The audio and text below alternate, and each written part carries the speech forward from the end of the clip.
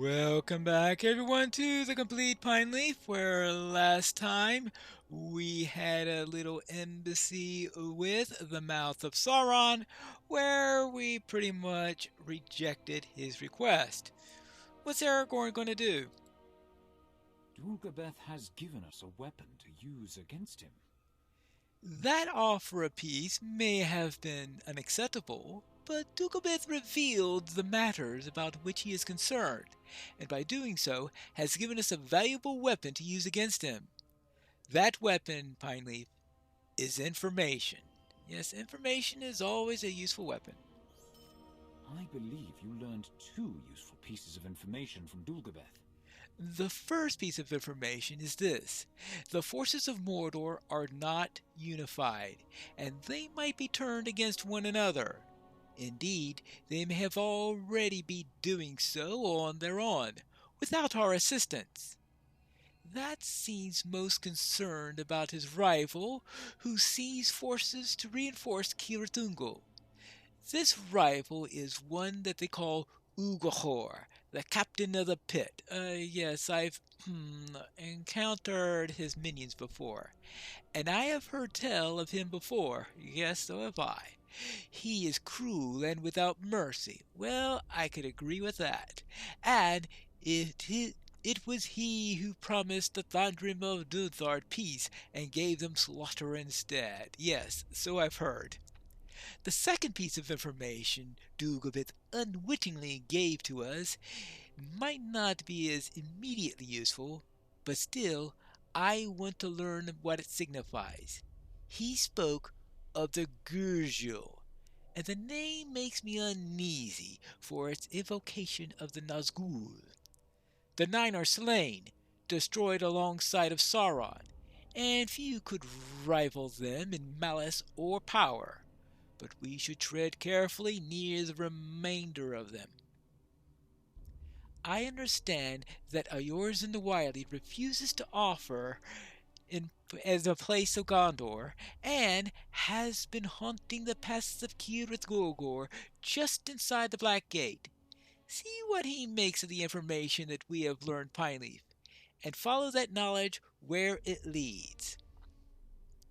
Alright, about the Girzil. Maybe some of those people he named before are of the Girzil. It appears that not only is Eorzin here, but so is Mithrandir. Otley Spiderbane, we haven't seen him in a long time. And, Harthaline. Let us see what Eorzin has to say. I saw Yardafal ride away, muttering curses to himself. Amusing. I take it that Gondor didn't surrender to his master? Yes, amusing. I never liked him, or any of Dulgabet's knights. I was wondering if you know anything of Ugrahor and the Gurzil. Ah, I know enough. Ugrahor and Dulgabeth hate each other. If they spent less time quarreling about themselves and more time opposing Gondor, the war might have gone differently. They say that once, long ago, Ugrahor plotted to ambush and murder Dulgabeth and placed the blame on Gondor. Sauron learned of it before the plan could be executed, and he fed all of Ugrahor's servants to the fire. When he was the only one left, Sauron held him to the flames. The pain was to serve both as punishment and as a reminder not to plot against Sauron's chosen servant. It left Ugrahor scarred and twisted on the outside, as already he was on the inside. Now, how do I know this? To this day, Ugrahor still speaks of it. While Sauron lived, the captain of the pit knew not to move against Dulgabeth, but now Sauron is gone. It cannot be long before his simmering revenge comes to a boil, and one of them will die at the hands of the other. As for the Gurzil, I know the name, but nothing more. Why don't you ask your wizard friend over there?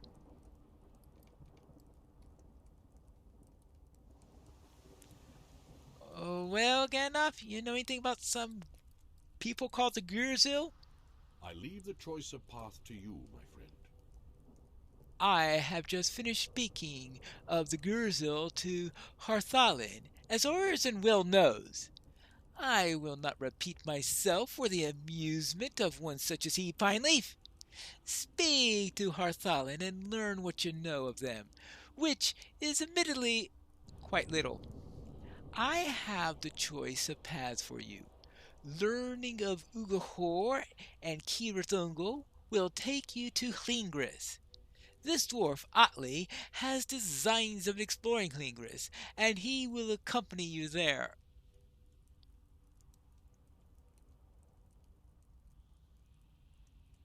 Otley Spiderbane. This is. I suspect that this means that there are going to be spiders in Kirith Ungol. Oh, Ungol means spider. All right. The Yes, all right, I could understand that now.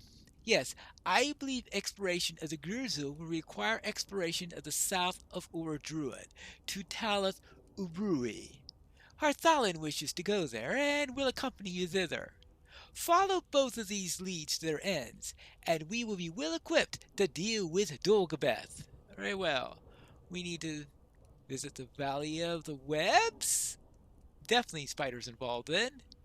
And then the second garrisons in Hlingris, then the Gurzul in Talath Urui, and Fate of the Stone Maidens in Talath Urui. Alright.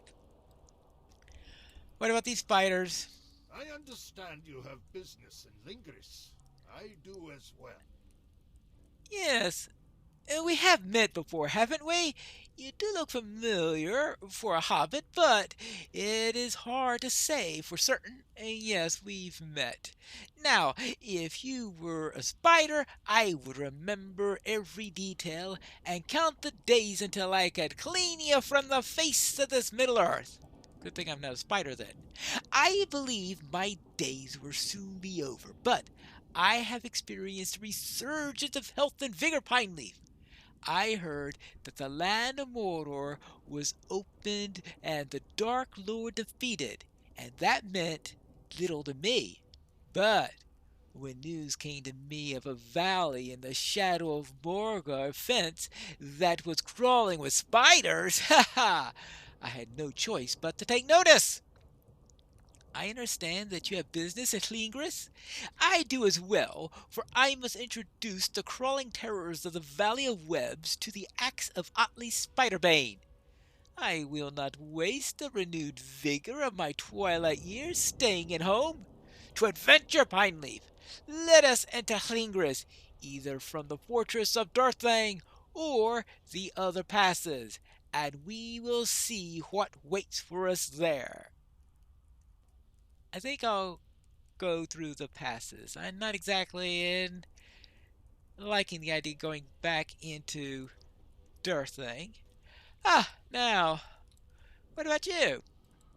We do not know very much about the Gorjul. Mithrandir spoke at length to me about the Gurjul, but much of what he had to say was speculation. We do not know very much about them. They seem to have been black Numenorians that swore to serve Sauron during the latter ages of the Second Age. But before the last alliance of elves and men besieged Barad-dûr, many were the cruel men who sought to serve the Dark Lord in those days, but few only won his favor. Mithrandir would not say how he came to know this, but he believes Sauron bled his favorites with the edge of Guthok, his prized Morgul knife. They need no longer fear the passage of time, for by this act they were made deathless. They are like the Nazgûl, but lesser in power, and unlike those raids, they can be slain. There will be no returning from death for such as they. I understand you wish to add to our store of knowledge concerning the Gurzil? I will travel with you to Talath Ururi. Let us first find the settlement of Fushambal. Reports indicate that a lawless settlement on the southwestern side of Uradrun. Very well. I will meet you there as soon as I finish some business with Otley's Spiderbane, I guess. Before I head over to Hingris, though, I have a few more things to do around here because we do have those errands for the stout axes over in Lugash. And one of them is, of course, to find some wood scraps from ruined banners. And I hope to find other things also that will help us in making that great weapon. Just how close do I have to get to Uradruin before I start finding these obsidian deposits? Well, I suppose this is close enough. Certainly don't want to get any closer. That stuff looks really, really hot. My toes are already getting warm. Oh, of course there's another deposit on the other side of this river of fire. While looking for this obsidian, I seem to have run into a few orcs here. I think we need to deal with them before they create any trouble for our friends. Deal with them quickly, probably. Well, they're apparently not too self-supporting, that's for sure. New deed. Orc and Uruk Slayer of Door of Marth. Oh, wonderful. You notice the orcs around Door of Marth are quick to attack. And how did I ambush one? They seem unorganized amongst the shattered ruins of Barad-dûr.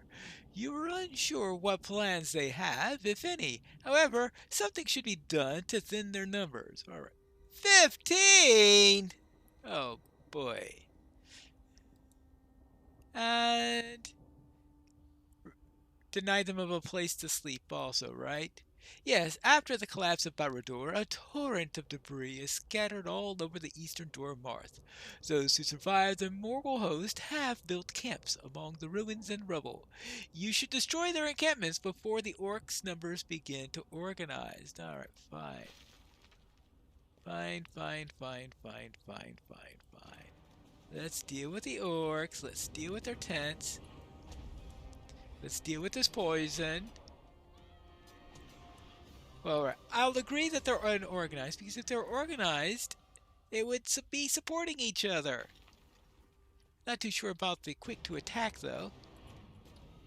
I mean, look, defilers. Defilers work best in a group. And what did he do? Wait until I killed both his companions before he fought me in any way. Oh. Might as well collect a few artifacts while we're here. Barad-dûr definitely looks like a mess across this, for lack of a better word, river.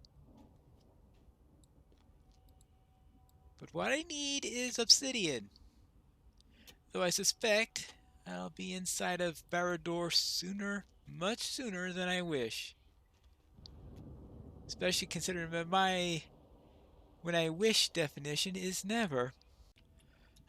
Finally, the last piece of obsidian. Good, I'm glad to get out of there, this hot place. We'll just return that after we do the rest of the errands. Right now, though, I happen to be right next to Uradruin, so I might as well do some scouting here before I return. So, going deep inside, I suspect I'll wait that for later. Some sentries outside of Barad-dûr. Well, if I am going to be coming here later, let's create a ruckus now. deal with some of their sentries. And maybe there'll be fewer when I get back. Of course, that's assuming they don't decide to triple the guard because somebody's going around killing their sentries. But that's a minor detail. The guards of Barad-dûr. You notice the guard of many bridges near the ruins of Barad-dûr. If you are to move about without getting captured, you will need to defeat some of these guards. Well, apparently the quest text thinks I need to kill them. A shadowed page. How do I tell if a page is being shadowed? And what makes it a shadowed page? Let's see. You have found a torn page of a tome. Like many other artifacts in this cursed land, shadows cling to it. Its written words are dripping with malice, clearly penned by a powerful servant of Sauron. Perhaps you can find some other pages of Dora Mars and complete the story. Why would I want to? Don't ask me. With the raising of the ring, the 9 kings, all upon their thrones, were called henceforth to the Dark Tower. And lo, they were become wraiths and servants of my lord. Oh my, that's nasty. I presume that this orc captain got separated from the rest of his kind. A captain without soldiers, actually, considering that he might organize all those other orcs together. Perhaps it's best that we meet him alone. One lone captain meets his end before he could get with the rest of his troops. And let's take down his tent for good measure. Now, this place looks a little bit more organized than the rest. So, either the orcs have abandoned it, or they're out on patrol.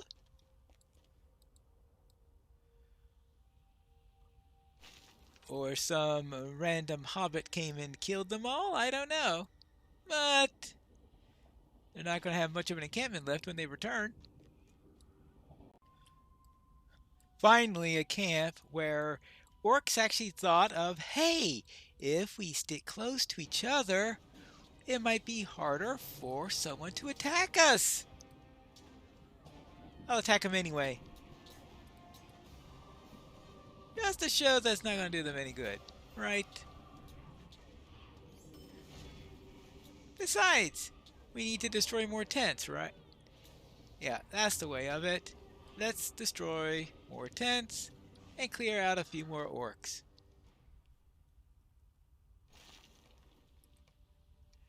You have destroyed many orc tents in Dora Mars on your conquest through Gorgoroth. There you go. Now we need to deal with the members of the Order that are near the tower itself. Like, here's an expeditionary leader. He doesn't have too many people with him, though. Perhaps I spoke that too soon. A sorceress!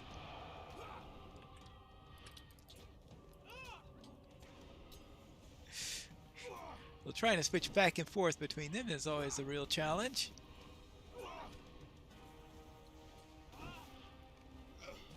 Alright, gotcha! Now, did he have a missive on him? Yes, he did! Ah! Now, let's also bury the stout axe in a more literal fashion than we did the members of the Order. Oh, here's another sorceress. Now, I wonder what's in these missives and if they have anything useful in them. Ooh, let's find a nice, well, relatively safe place in which to read these.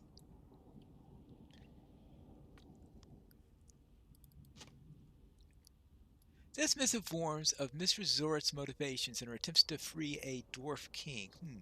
Be it known that Zorith of Lukash is thus expelled from the Order of the Eye for the keeping of spies to be used against us. Her continued attempts to wrest the dwarf king from his prison, and most terribly, for the supreme transgression of dishonoring Sauron the Great. It was the will of Lord Sauron that the Dwarf King remain in the dungeons of Barad-dûr, and so he shall until his days are ended. Indeed, the Dwarf King has been more obedient of late, but I don't trust his sudden change of demeanor. He and his spies of Zorith planned some deception, I'm certain of it. Those of you within the order who serve her still shall cease at once, or you shall share the fate of those who have been exposed and cast from the black pits of Mordath. Zorith is an unfortunate loss to the order, for her skill in the manipulation of spirits served us well. But neither she nor any of her other malformed dwarf servants shall again pass into Barad-dûr. By the will of Sauron, her fate is chosen. Keep a close watch on the flaming spire, and let none of her servants come to Barad-dûr. Lady Abrazapel. Well, obviously, this Lady of is no fan of Zorith. What else do they say? By the prophecy of Lady Abrazapel, the Sauron shall be reborn by the hands of men.